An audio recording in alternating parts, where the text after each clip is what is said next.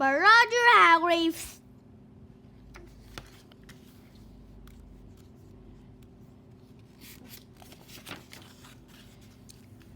Mr. Small was very small, probably the smallest person you've ever seen in your whole life, or perhaps the smallest person you've ever seen in your whole life.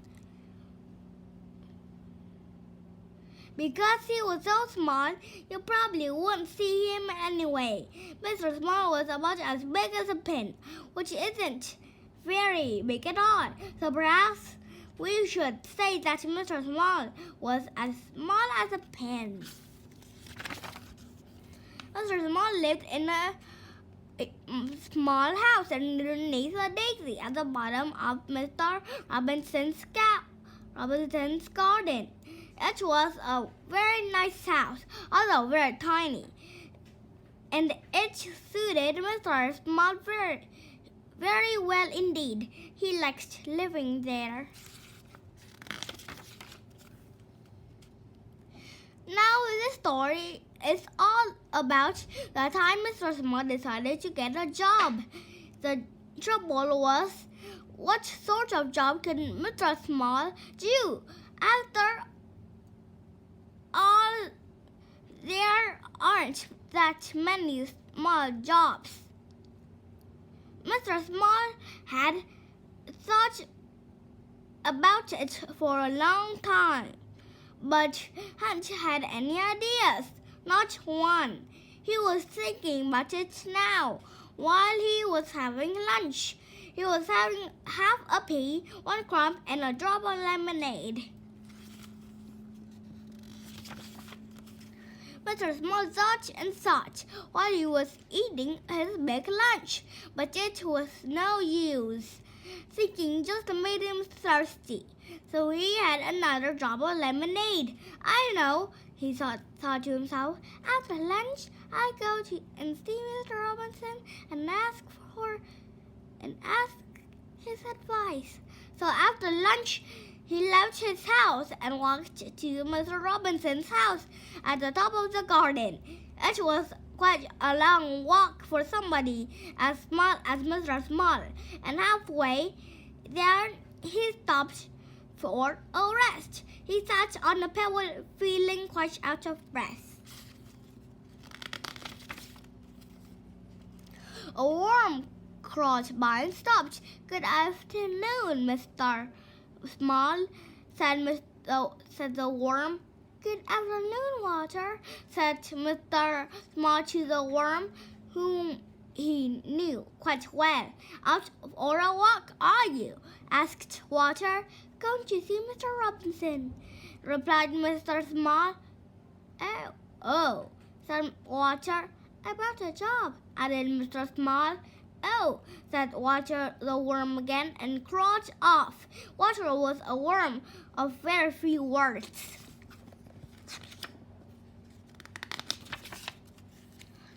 After he'd rested for a while, Mr. Small set off again and walked all of the rest of the way to Mr. Robinson's house without stopping once. When he got there, he climbed up the steps to Mr. Robinson's back door and knocked on the door. Nobody heard him. He knocked again the door. Nobody heard him. The trouble was, you see, that if you're as small as Mr. Small, you don't have a very loud knock. Mr. Small looked up. There high above his head was a doorbell. How can I ring this bell when I can't reach it? Thought Mr. Small to himself. He started to climb up the wall, brick by brick, to reach the bell.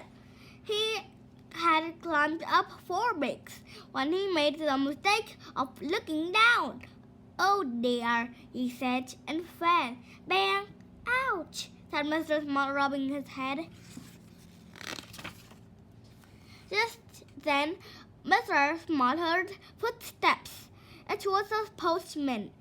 The postman came to the door, posted his letters, and was just about to leave when he heard a voice. "Hello," said the voice.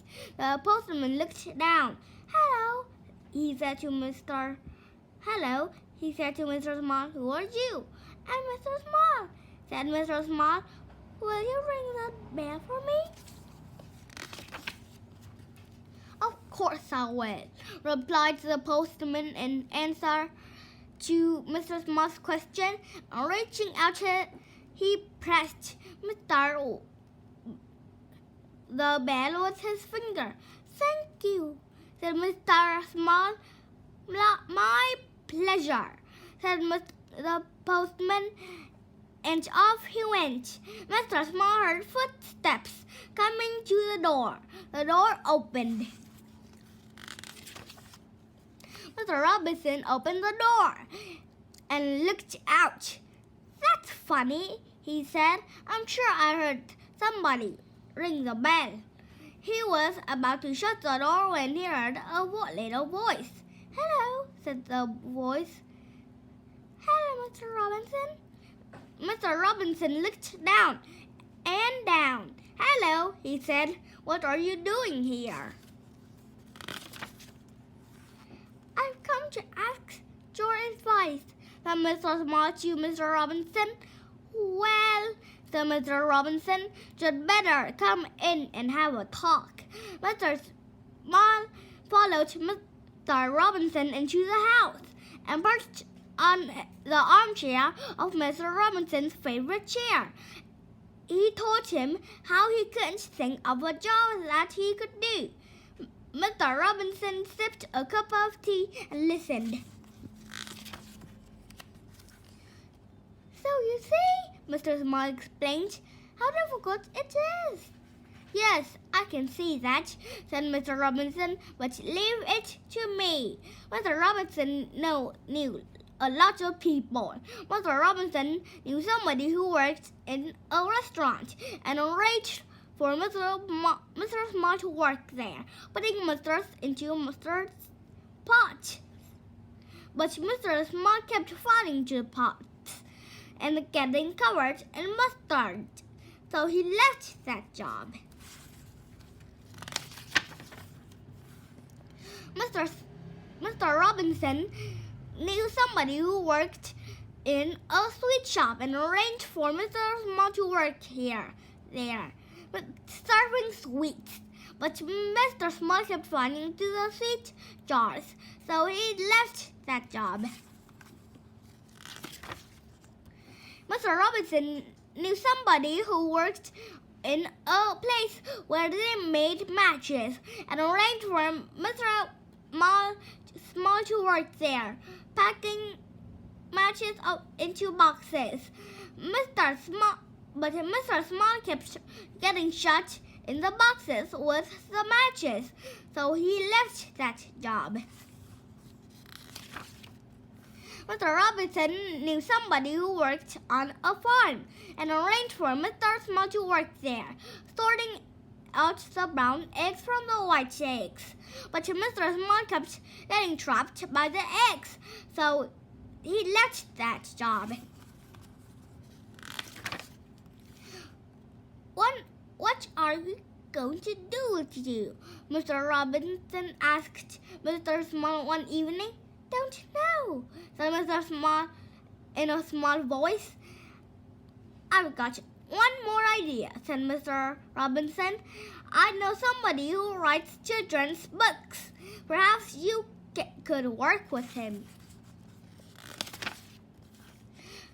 So the following day, Mr. Robinson took Mr. Small to meet the man who wrote children's books.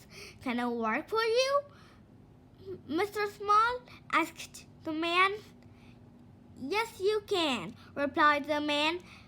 "Pass me that pencil and tell me all about the jobs you've been doing. Then I'll write a book about it. I'll call it Mr. Small," he added. "But children won't want to read a book all about me," exclaimed Mr. Small. Yes, they will, replied the man. They like it very much. And you didn't you?